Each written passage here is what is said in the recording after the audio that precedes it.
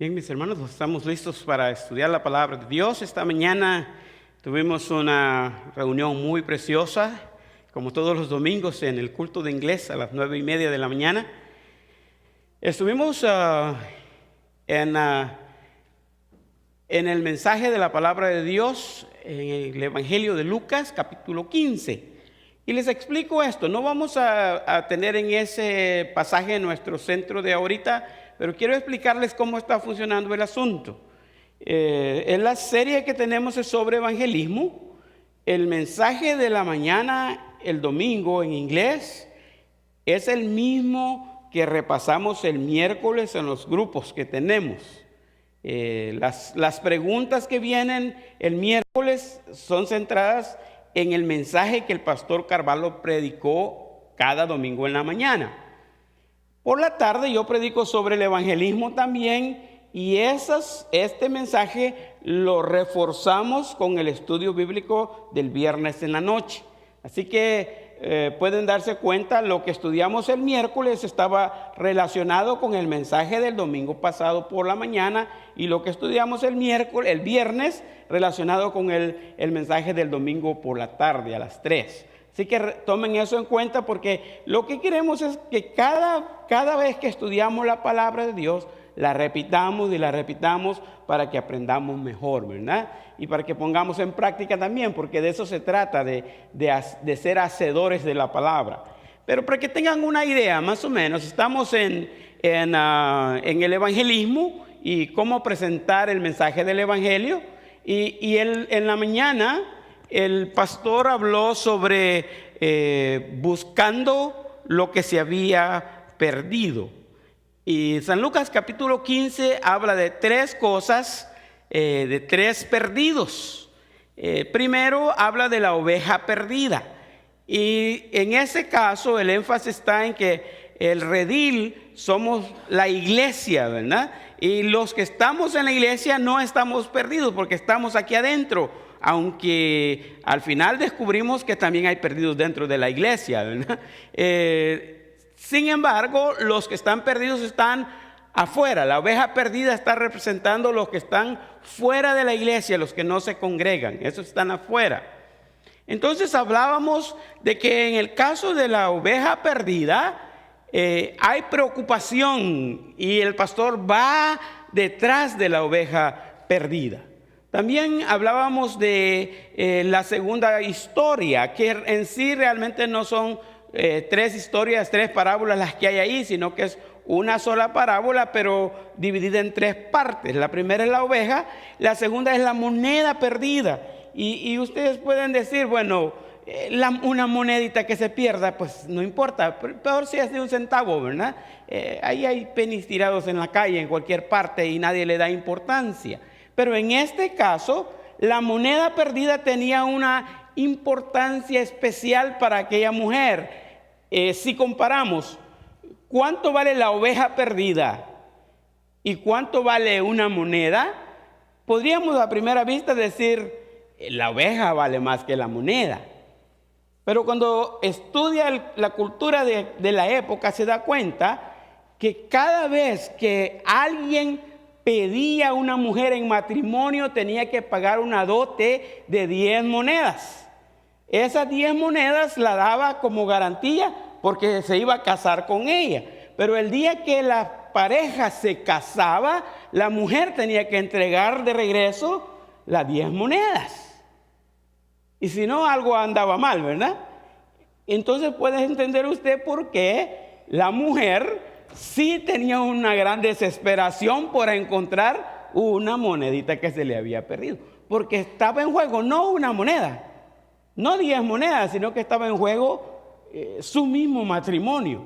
Y entonces ahí es donde está el énfasis de la moneda perdida, ¿verdad? Entonces está la número 3, la historia número 3. Ese es el hijo perdido. Y el hijo perdido, decíamos nosotros en la mañana que es uno de los casos bien difíciles de manejar. Y nos dimos cuenta que con el asunto de la oveja perdida, el pastor deja a las 99 y va atrás de una que se perdió. En el caso de la moneda, dice que la mujer le da vuelta a toda la casa y busca por todas partes con desesperación por encontrar la monedita perdida. Pero cuando llegamos al hijo perdido, dice la historia que nadie fue a buscarlo. Se fue el hijo. Ahora se puede dar cuenta uno que el papá, aunque no lo diga el pasaje, estaba ansioso esperando porque este hijo un día regresara. Pero no andaba ahí detrás del muchacho buscándolo para dónde se fue. ¿Y cuál es la diferencia? En el caso de la oveja perdida, posiblemente lo que le pasó a la oveja fue un tipo de distracción, era parte del rebaño.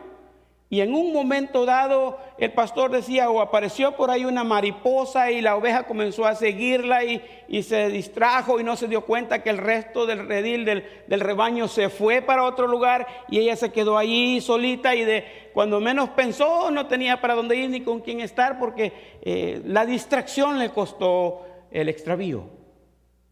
Y por eso el empeño del resto, ¿verdad? El sacrificio del resto por restaurar esa ovejita, por traerla de nuevo al redil. En el caso de la moneda perdida, quizás no haya sido una distracción, no fue algo que le llamó la atención lo que hizo que perdiera la moneda, sino fue un descuido de la mujer, un descuido de ella que no supo qué pasó con esa moneda. En una fue distracción, en la moneda fue descuido, pero en el caso del muchacho, la palabra clave en el caso del muchacho fue rebeldía. Y como actuó con rebeldía, no hubo nada que se pudiera hacer para ir y regresarlo. Ese muchacho él solo va a tener que regresar algún día. Pero se estudió también un poquito acerca del hijo mayor, ¿verdad? Y la actitud del hijo mayor y cómo nosotros muchas veces pensamos que lo que hizo el hijo menor fue grave, sin darnos cuenta que lo que hizo el hijo mayor quizás fue peor. Pero vamos a reforzar eso un poquitito más el próximo miércoles. Ahora, estamos en un proceso de compartir. Y hemos estado diciendo que cada uno de nosotros tratemos de conectar y hacer amigos a alguien, orar por ese alguien, testificarle de nuestra vida en Cristo, compartir las buenas nuevas con esa persona. Hablábamos el domingo de hacerlo donde sea, y hacerlo algo por naturaleza. Usted va en el bus, ahí lo hace. Usted está en el trabajo, ahí lo hace. Donde quiera que usted esté, ore para que Dios le dé la oportunidad. Y al presentarse la oportunidad, no tenga miedo de compartir la palabra, de compartir el mensaje. Eso hablábamos el domingo pasado. Entonces, septiembre lo queremos terminar con un evento especial. En esta iglesia se va a celebrar lo que le llamamos el Día del Amigo. Ese es el próximo domingo, el 27. El 27, 28, 27, ¿verdad? El 28 es. Entonces vamos a tener lo que se llama el Día del Amigo. Y fíjese, se han hecho estas tarjetas. Esta está en portugués, pero también la hicimos en inglés. Y a ustedes deben haberle dado una que está en español, ¿verdad? Si lo pueden leer, está en español. Está en español. Entonces, ¿qué pasa con esta tarjetita? ¿Se la va a llevar y la va a poner en el refrigerador para que no se le olvide para el domingo? ¿O qué va a hacer con ella? La idea de esta tarjetita es, ahí dice, tú eres mi invitado especial. Usted la comparte con alguien esta semana y ese alguien lo invita para que el domingo venga con nosotros. Es el Día del Amigo. Y va a tener su celebración en el culto en inglés con algunos bocadillos. Y van a tener su celebración en el culto en portugués. Y van a tener almuerzo después del culto. Y vamos a tener nuestra celebración en el culto en español a las 3 de la tarde. Y una comida también después del culto, ¿verdad? Vamos a tratar de encajar y conectar con las personas que invitemos. La meta es, si usted tiene una de estas, no es para usted. Es para que usted se la dé a alguien que sea su amigo. De preferencia que no sea cristiano. De preferencia, porque estamos buscando a los perdidos. Buscando a los perdidos, ¿verdad? Y esa es la meta que tenemos Ahora, así que recuérdese para el próximo domingo, si necesita más de estas, nos avisa porque se pueden conseguir más de estas. Si ya no tiene nuestro hermano Salvador ahí atrás, entonces podemos hasta imprimir más si usted quiere, ¿verdad? Pero esto es de invitar. Y acérquese a la persona y dígale, tenemos el Día del Amigo el próximo domingo en mi iglesia. Y he pensado en ti como mi amigo y quiero preguntarte, ¿será que puedes acompañarme a la iglesia por este domingo nomás? Para que yo tengo que presentar a un amigo. ¿Quieres ser tú mi amigo el domingo? Solo por el domingo. Si no tiene que ser nada más, es algo fácil. Y quizás cualquiera le va a decir que sí, ¿verdad? Ahora, los que vienen al culto en inglés hay que traer dos. Uno en la mañana y uno en la tarde, ¿verdad? Entonces, vamos a tener representación en diferentes lugares. Si viene el portugués, llévese esta para que invite uno en portugués también, ¿verdad? Traer el Día del Amigo, esa es la meta del próximo domingo. Y bien, hermanos, vamos a compartir un poquitito ahora, siempre pensando en el mismo tema. Yo estoy con hacer énfasis en eso, ¿verdad? El domingo pasado les dije que hoy iba a dar un poquito más de estrategias de cómo presentar el Evangelio.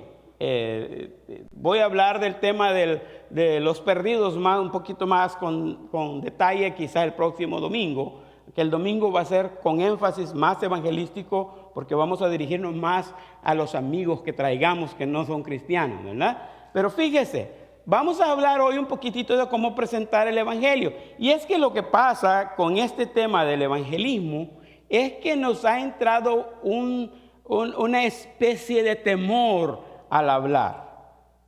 Algunas veces es porque nos da pena que se den cuenta mis amigos o que se den cuenta que yo soy cristiano, porque en este tiempo ser cristiano es algo anormal, pareciera, ¿verdad?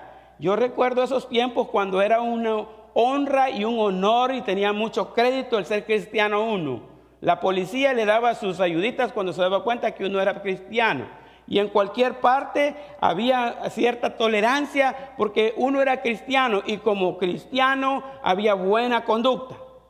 Se sabía que era honesto, se sabía que no habían mentiras, se sabía que no hacía nada malo. Estábamos en un proceso de mejorar nuestra vida cada día. Pero hoy día se ha pisoteado ese nombre cristiano.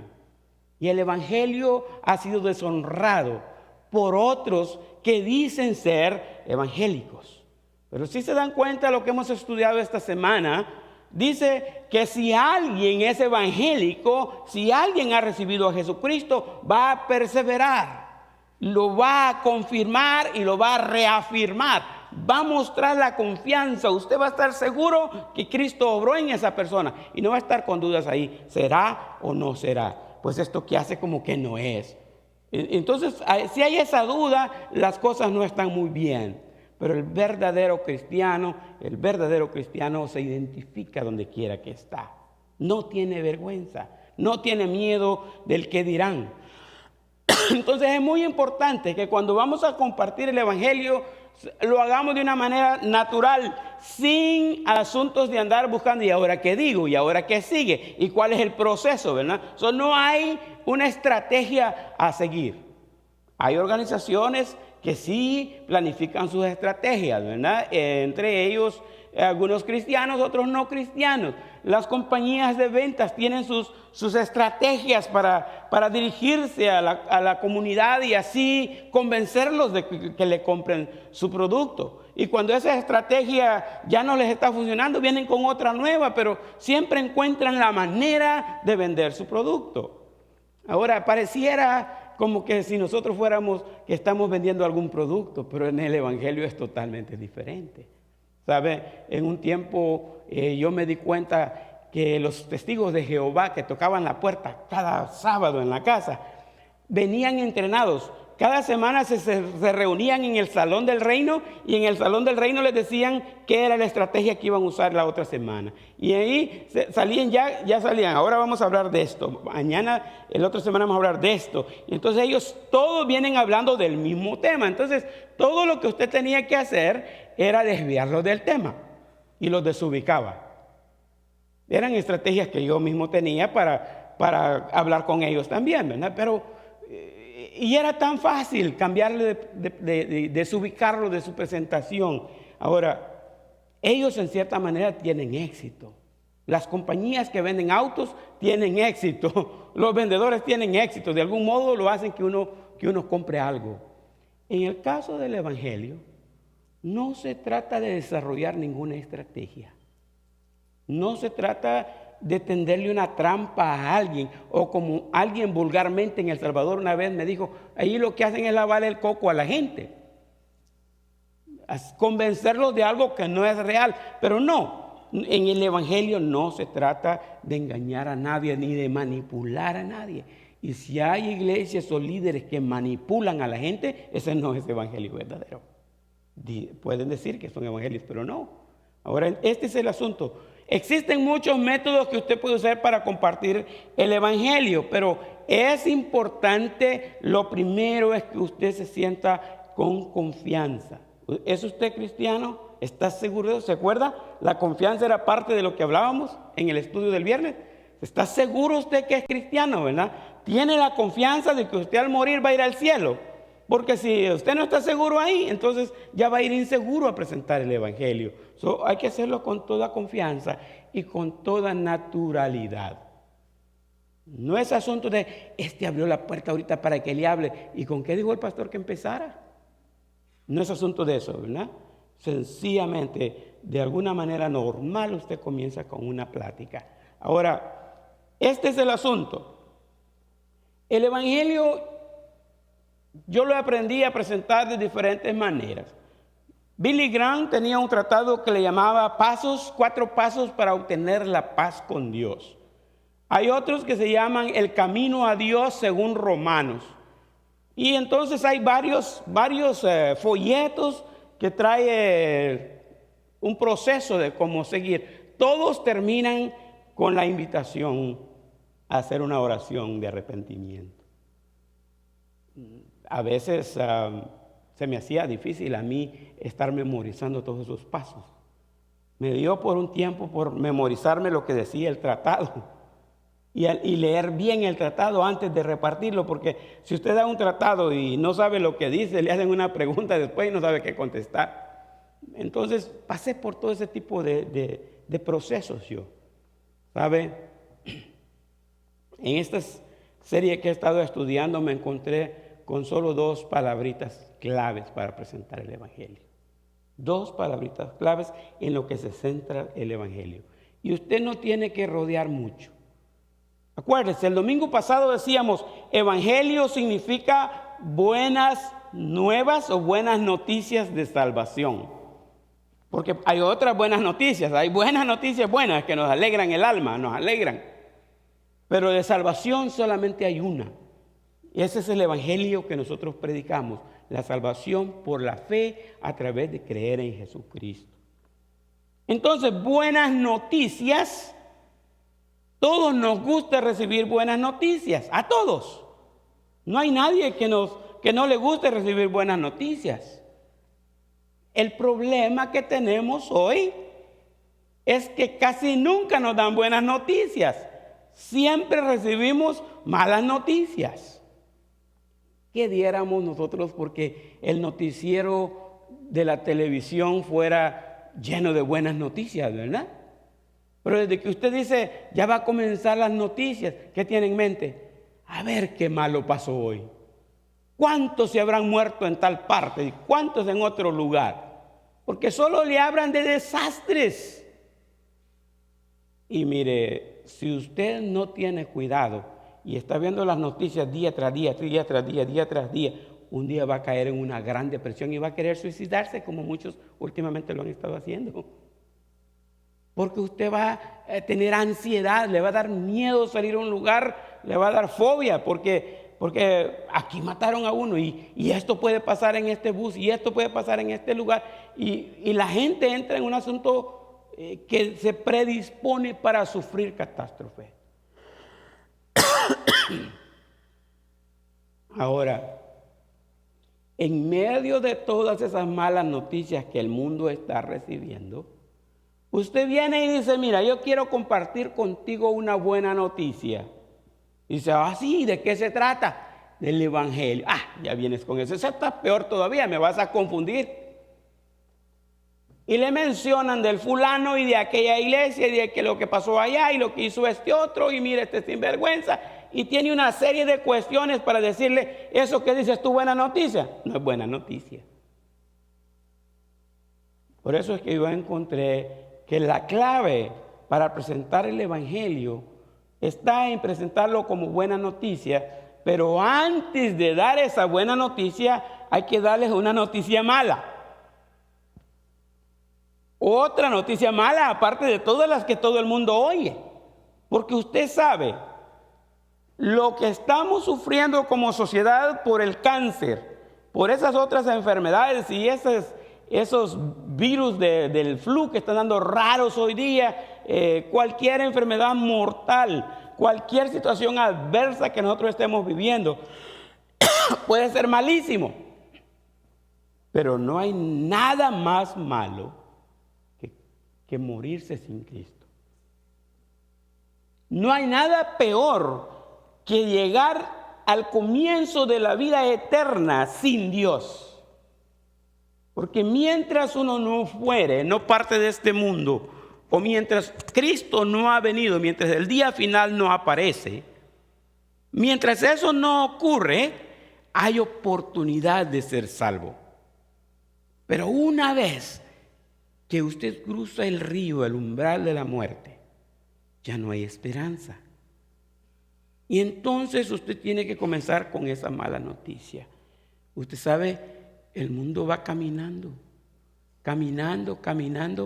y sin fijarse, sin darse cuenta que está solo a un pasito de caer en el infierno. Solo está a un pasito. ¿Qué garantía tenemos nosotros que vamos a estar vivos en un momento más tarde? No hay garantía. Para la muerte no hay garantía. Y la mala noticia es que si murió de cáncer, su físico ya va a ser sepultado y de todos modos va a desaparecer. Pero su alma no muere. Y eso es malo. Y eso es peor que perder la vida física. Porque es perder la vida eterna, la oportunidad de la vida eterna. Entonces yo traje esas dos áreas. Y si ustedes tienen un papelito y quieren anotarlas, está bien, porque les voy a dar las citas. Mire, en este lado usted presenta las malas noticias, ¿verdad? Y usted va a ser consciente de las malas noticias. En este otro lado usted va a presentar las buenas noticias y va a ser consciente de las buenas noticias. Y como yo estoy hablando ya con hermanos cristianos aquí, ¿verdad? Que ya todos tenemos las buenas noticias, ¿no? Todos hemos recibido a Jesucristo como nuestro Salvador personal. Todos hemos creído en Él, ¿verdad? Entonces, esto es lo que pasa. Vamos a dar malas noticias, ¿verdad? Y en las malas noticias tenemos dos cosas que vamos a enfatizar. La primera se encuentra en Romanos 3, el capítulo 3 y el versículo 23. Mire, una de las cosas que se me ha hecho tan fácil a mí es presentar el Evangelio en el libro de Romanos, en la carta de Romanos. Es bien simple, hasta las citas son parecidas. Fíjese, memorice Romanos 3:23. En Romanos 3:23 dice así: por cuanto todos pecaron y están destituidos de la gloria de Dios. Fácil, ¿verdad? Por cuanto todos pecaron y todos están destituidos de la gloria de Dios. Imagínese que va sentadito ahí a la par de alguien en el bus o en el bar, dependiendo de donde usted viaje, ¿verdad? Y alguien dice: qué tiempos más malos a los que hemos llegado hoy, ¿verdad? Y usted le dice: sí, eso va de acuerdo con la Biblia. La Biblia dice que los tiempos son malos por el pecado que habita en el mundo. Dice Romanos 3:23, por cuanto todos pecaron. Y fíjate que usted no le está diciendo a él que es pecador. Sí, nosotros nacemos en pecado. Y se incluye usted, ¿verdad? Nosotros nacemos en pecado. Y estamos en problemas serios. Porque el pecado que mora en nosotros no tiene control. No hay quien lo detenga. No hay autoridad. No hay jueces. No hay profesores de la universidad. No hay ningún sabio que detenga el pecado. Aquí dice el versículo, dice que todos pecaron. y están destituidos de la gloria de Dios. Incluso si quisiera ampliar un poquitito más ese pasaje, podría usar el versículo 10 y 11. Dice, como está escrito, dice el versículo 10, no hay justo ni aun uno. Y el 11 dice, no hay quien entienda, no hay quien busque a Dios. Todos se desviaron. Es bien claro el pasaje en Romanos, que no hay una sola persona que no tenga el problema del pecado. Entonces, la primera mala noticia es que nosotros estamos contaminados por el pecado. Y puede decirle usted el pecado universal, puede decirle usted el pecado original, aunque la Iglesia Católica clasifica el pecado de diferentes maneras, ¿verdad? Uno es el pecado original, pecado venial, pecado mortal, ¿no? Y tiene ciertas listas para cada uno. El pecado original, el pecado universal, todo el mundo es pecador. No lo digo yo, lo dice la Biblia, Romanos 3:23. Pero luego usted se da cuenta, Romanos 6:23, mire, bien parecido, ¿verdad? 3:23 con 6:23. En el Romanos 6:23, entonces la otra mala noticia es esta. Como todos pecamos, ¿qué es lo que pasa? Todo tiene su pago.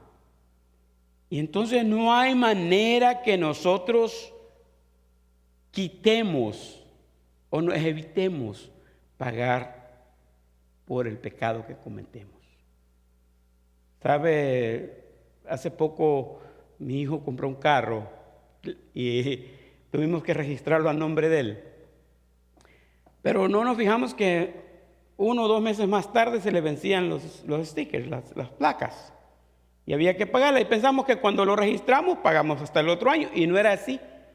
El problema fue que la noticia, el bill para pagar las placas, cometieron el error de no mandárnoslo a nosotros, sino que lo mandaron a la dirección anterior. Y no nos dimos cuenta nosotros. Y cuando vino el siguiente bill, ya venía con un penalti. Y ustedes saben cómo son aquí, ¿verdad? Rápido lo hacen que uno reaccione cuando ve esos números grandes.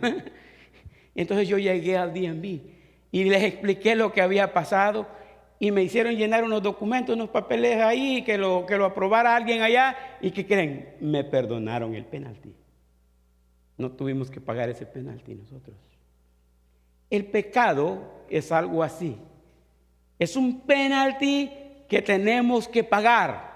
Alguien tiene que pagar ese penalti o alguien tiene que perdonar ese penalti. Pero ¿qué creen? En el caso del pecado, no hay manera que alguien alcance a pagar ese precio.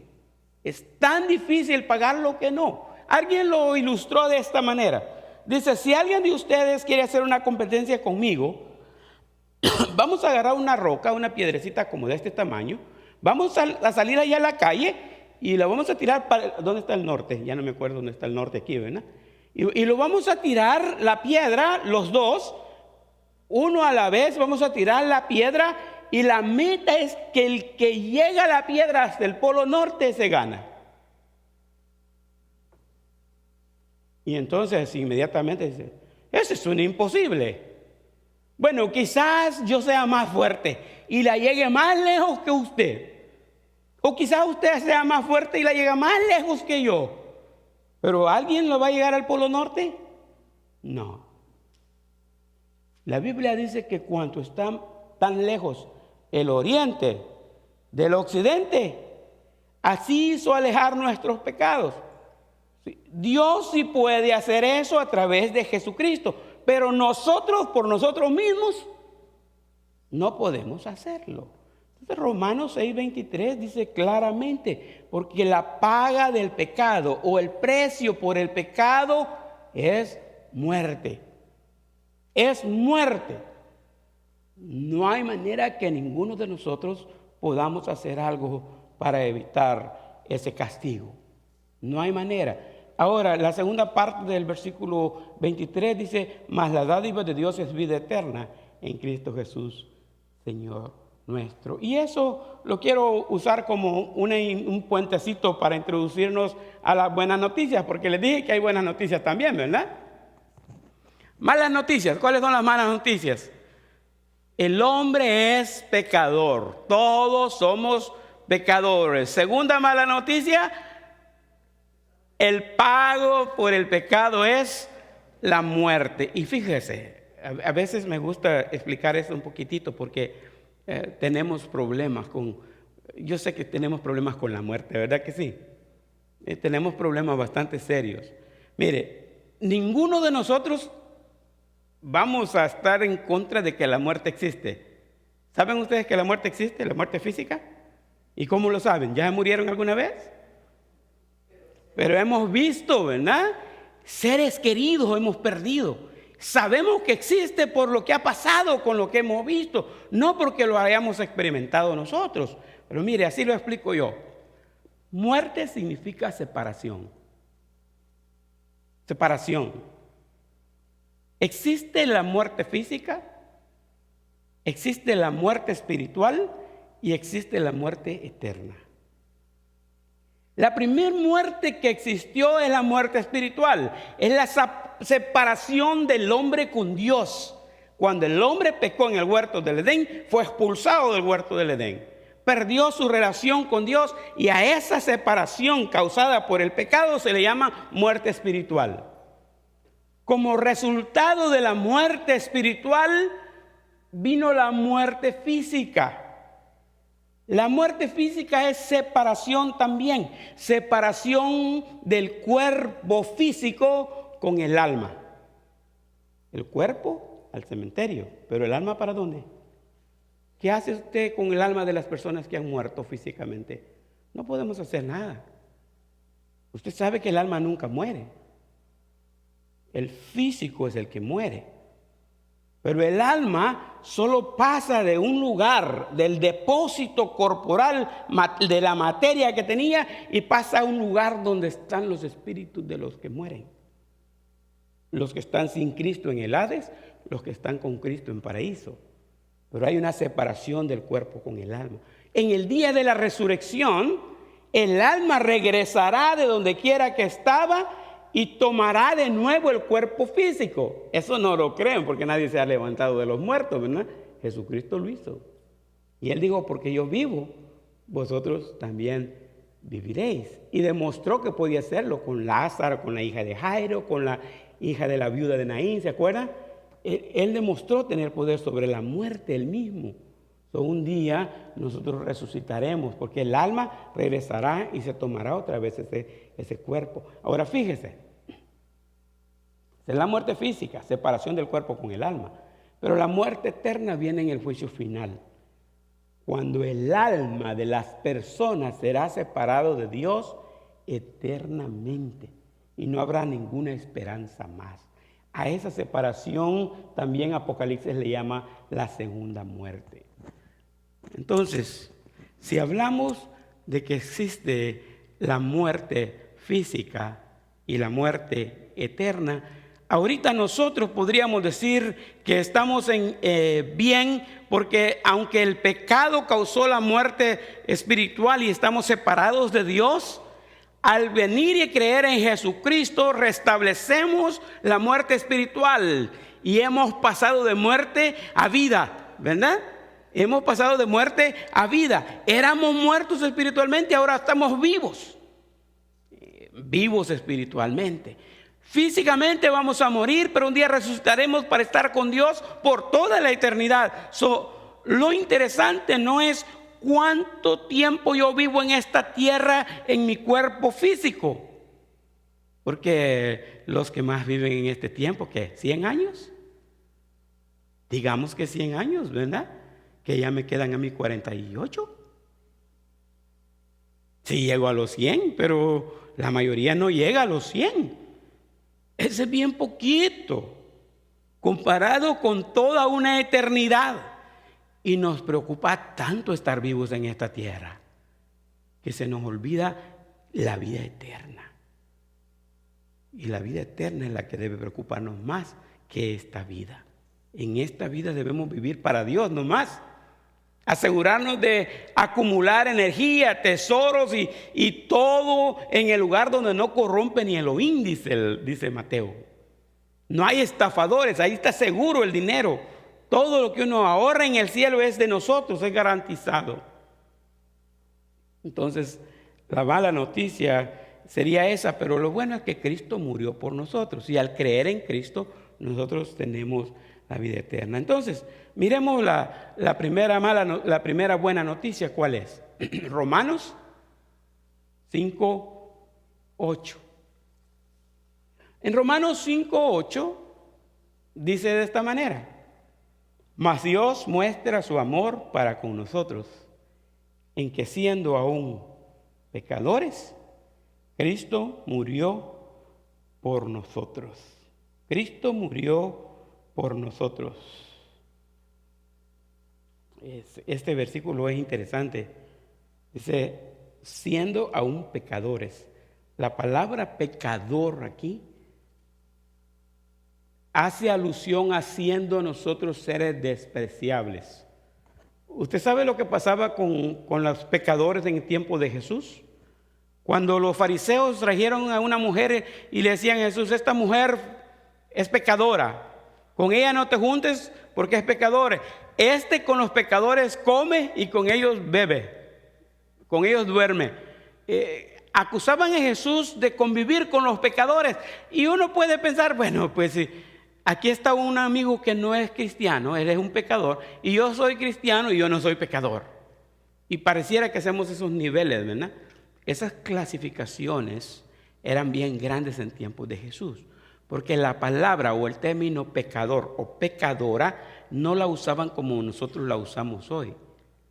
Cuando alguien decía en aquel entonces, esta es una mujer pecadora, querían decir que esa era una mujer que vivía una vida desenfrenada, vivía una vida corrupta y casi siempre iba a estar alineada con prostitución. Esta era una prostituta.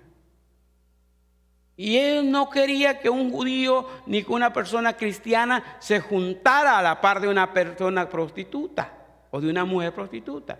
Cuando hablaban de los hombres como pecadores, casi siempre hablaban de personas que eran corruptas también, pero casi siempre tenían en mente a los publicanos, porque los publicanos eran los considerados traidores a la patria de los hebreos.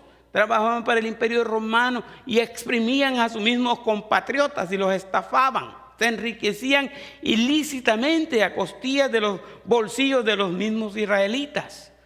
Cuando decían pecador, una persona bien pecadora podía ser hasta un publicano, eran los más detestables. Una mujer bien pecadora podía ser hasta una prostituta, que también era la más detestable. Y la palabra dice que Jesús con ellos convivía. Entonces el versículo dice, en que siendo aún pecadores, estando nosotros en la condición ahí de perdición, Jesucristo viene, muestra su amor Dios por nosotros y manda a Jesucristo para que muera en la cruz del Calvario por nosotros. Gran amor con que Él nos amó. Ahora, la primera buena noticia es que Él murió por nosotros. Pero fíjese, ¿a qué equivale que Cristo haya muerto por nosotros? Buscando una de las ilustraciones más contemporáneas y que podemos identificarnos más con ella, estaría lo que le llamaríamos cáncer. Ustedes conocen el cáncer, ¿verdad? Algunos lo conocemos bien de cerquita. Mire, imagínese usted que está en el hospital y tiene cáncer terminal, ya no hay esperanza. Están esperando que usted de un momento a otro va a perecer. Y me aparezco yo en el hospital y les digo, doctor, hágame un favor. Quítele todos los pedazos de piel que tiene mi amigo aquí, mi hermano. Todo lo que tiene cáncer, quíteselo y póngamelo a mí.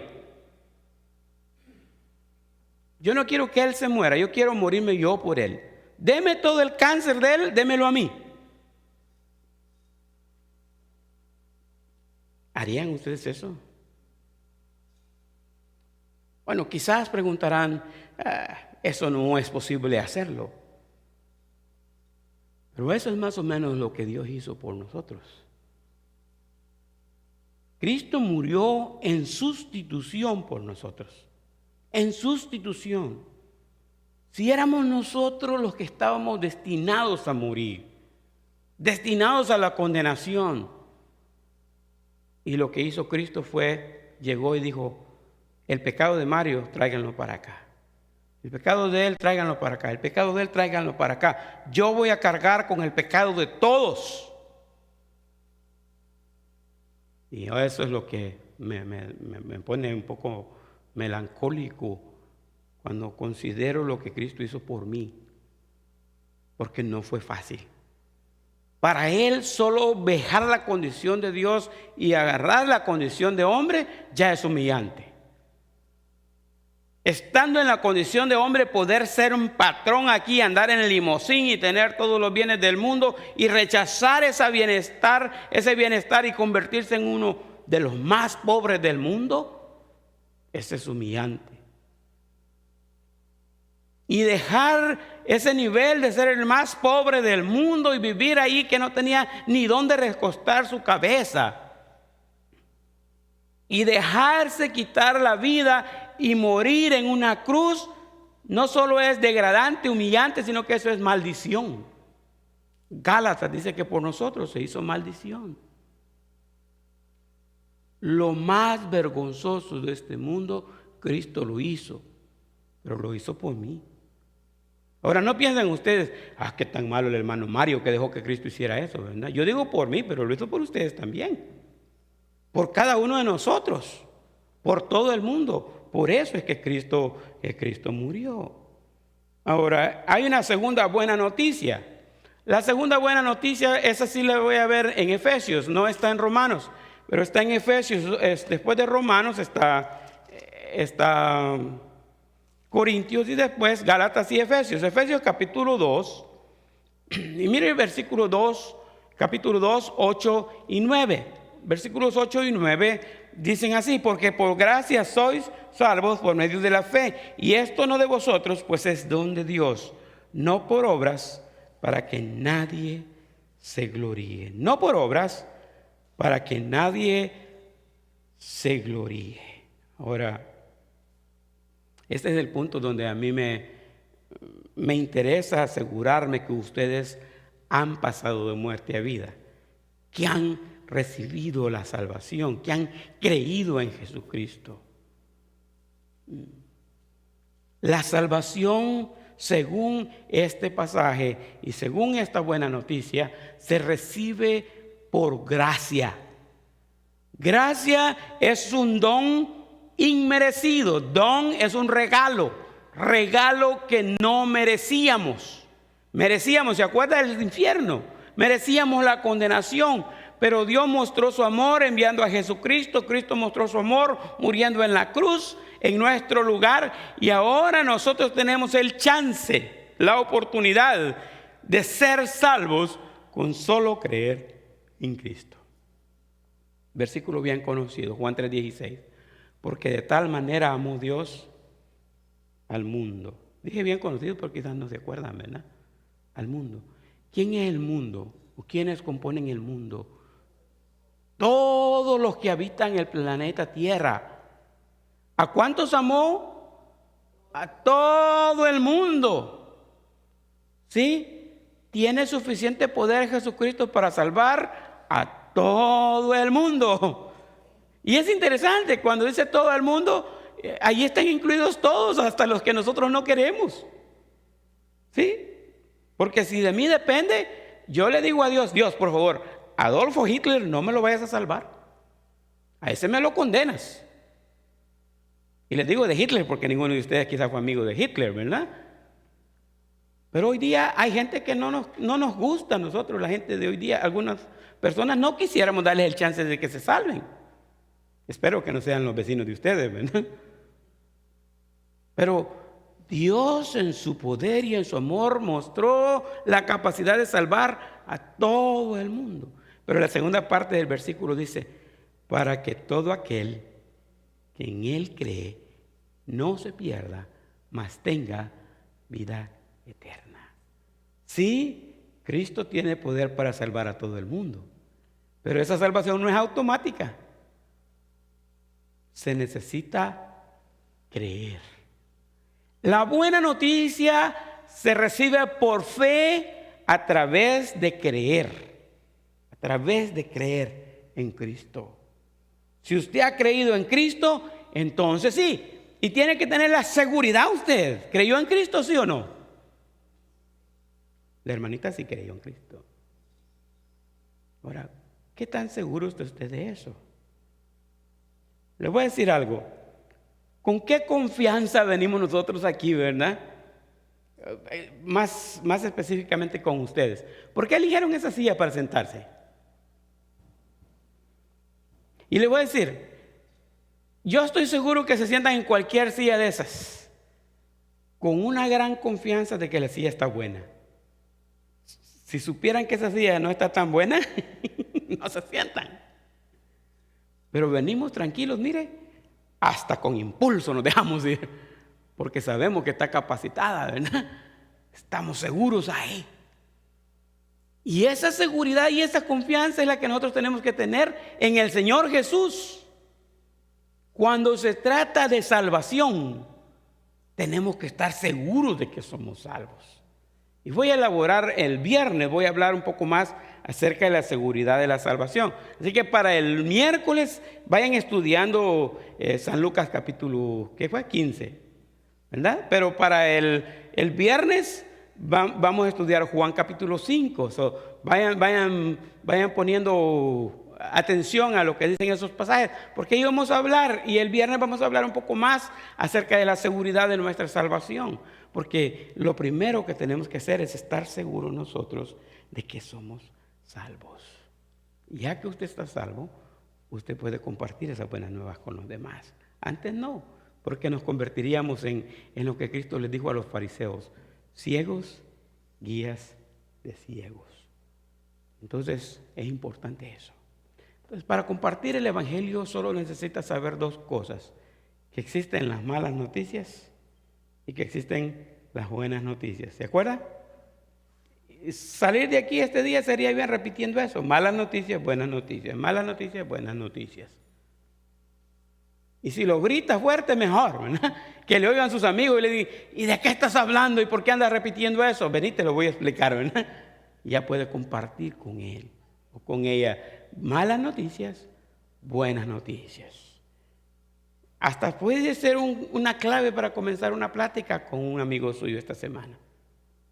Te tengo malas noticias y buenas noticias. ¿Cuáles quieres oír primero? A ver qué le dicen, ¿no? De todos modos, comience por las malas noticias primero. Ahora, si usted no está seguro de haber creído en Cristo, tiene que hacerlo lo más luego posible. Si está seguro de que creyó en Cristo hoy, gloria a Dios. Yo repito, algunas veces pareciera que en la Biblia el énfasis está en recibir a Cristo. Pero mire, busca usted en toda la Biblia y no va a encontrar versículos que le digan que acepte a Jesucristo. No va a encontrar. Algunos quieren apoyar este versículo en Apocalipsis 3:20. Aquí yo estoy a la puerta y llamo. Si alguno abre la puerta, oye mi voz y abre la puerta, entraré a él y cenaré con él y él conmigo. Pero es erróneo aplicarlo eso a los inconversos, porque el pasaje está hablando a una iglesia, no a los inconversos. Y Cristo ahí está hablando a ya creyentes que tienen la oportunidad de convivir con Cristo y no quieren hacerlo. Pero sí, en toda la Biblia va a encontrar arrepentidos y creer al Evangelio. Cree en el Señor Jesucristo y serás salvo. Creer es la clave. Creer, creer, creer. Y ahí es donde tenemos que estar seguros. ¿Ha creído usted en Cristo? Si no, hágalo en este momento. Creer en Jesucristo. Ahora, ¿le gustaría decirle a Dios que ha confiado en Él y que ha estado un poco dudoso, pero que ahora sí está seguro que Cristo vive en usted? Está bien. ¿Quiere garantizar la salvación a través de la palabra? Venga el viernes, vamos a hablar de eso. Pero este es un buen momento para reflexionar sobre nuestra salvación. Y si ya somos salvos, mire lo que hizo la mujer cuando encontró la moneda perdida. ¿Qué hizo? Venga, vamos a celebrar porque hallé mi moneda. ¿Y qué quiere decir eso? Mi boda va de nuevo. Ya estaba deshaciéndose la boda y vamos a tener pachanga otra vez. Vengan y celebremos porque hallé la moneda. ¿Qué hace el padre cuando regresa a su hijo rebelde? Saquen anillo, dice. Pónganle zapatos, porque hasta descalzo regresó el muchacho, ¿verdad? Maten el becerro más gordo y celebremos porque este hijo era muerto y regresó a la vida. Regresó a la vida. Alegría. Hay gozo, ¿verdad? En el Señor Jesús. Ojalá que esta semana todos trabajemos en compartir las buenas nuevas. Por lo menos invitemos a una persona para el próximo domingo. Oremos por ella. Acuérdense que hay 6 cosas que estamos haciendo, ¿verdad? Y la primera es orar porque Dios le abra puertas para testificar. Segundo, testifique. Cuente su historia. Cuente su historia. Cómo es que Cristo le encontró a usted y el cambio que ha hecho en usted. Ese es el evangelio transformador. No cuente la historia de aquel sinvergüenza, porque ese no lo ha cambiado el evangelio. No hable de otros temas, no, hable de lo que Cristo ha hecho en usted. Eso es todo lo que se necesita. Y que el domingo podamos traer nosotros un amigo, ¿verdad? ¿Por qué no nos ponemos de pie? Creo que tenemos un himno todavía, ¿verdad? Y vamos a despedirnos con este canto. ¿Qué les parece? ¿Quieren ustedes tener una oración y decirle a Dios que le muestre quién es el amigo que va a venir el domingo si todavía no lo tiene? ¿O quiere orar específicamente por esta persona? Dígale, Señor, yo ya comencé a trabajar con esta persona. Ayúdame para que él pueda venir. Que si trabaja el domingo, que entienda la necesidad que hay. Lo importante que es que esté conmigo el domingo en esta fiesta, en esta celebración. ¿Por qué no nos ponemos de pie y tenemos esta oración? ¿Sí? Si quieren ustedes podemos... ¿Sí? ¿Sí? Si quieren ustedes siempre podemos, a mí me gusta dar un tiempecito. ¿Quieren orar por 1 minuto o 2 y decirle al Señor quién es su amigo que van a traer el domingo? ¿Sí? Vamos a orar. Dígale al Señor.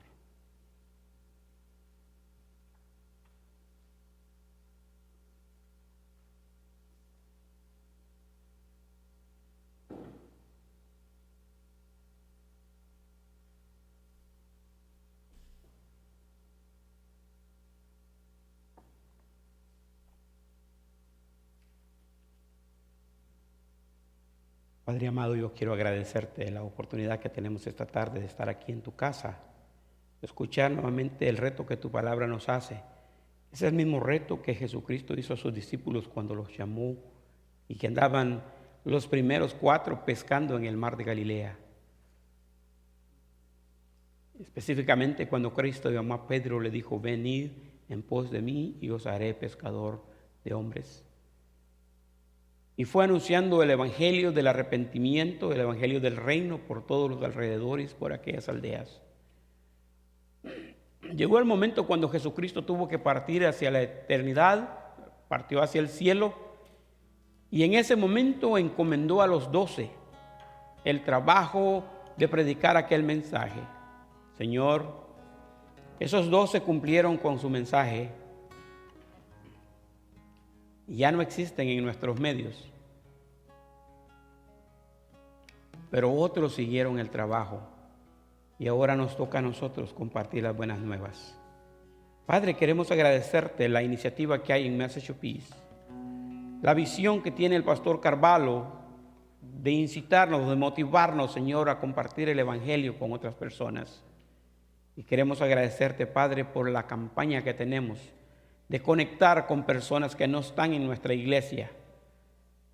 Invitarles, Señor, compartir las buenas nuevas con ellos, compartir nuestra historia con ellos y orar por ellos, interceder por ellos, Señor, para que ellos puedan encontrar a Jesucristo en su camino. Y ahora que tenemos este domingo que viene, Señor, la celebración del Día del Amigo, pedimos, Padre, por cada uno de los amigos que mis hermanos van a traer, Esas tarjetas que llevan, Señor, pedimos tu bendición en ellas. Para quien sea que las lea, Señor, pueda ser motivado por tu Espíritu Santo para estar con nosotros el próximo domingo. Y te agradecemos en la oportunidad una vez de haber estado aquí y gozarnos en tu nombre. Guárdanos, pues. Nos despedimos de este lugar, pero sabiendo que tu presencia nos acompaña siempre, todos los días de nuestra vida. Y ayúdanos, Señor, para que gocemos de tu bendición en esta semana, en todos nuestros quehaceres. Guárdanos en los trabajos, guarda a nuestros hijos en las escuelas, guárdanos en todo lugar donde nos encontremos, Dios Santo. Te agradecemos esto y te lo pedimos en el nombre de Cristo Jesús. Amén. Amén. Terminamos con ese canto, hermanos.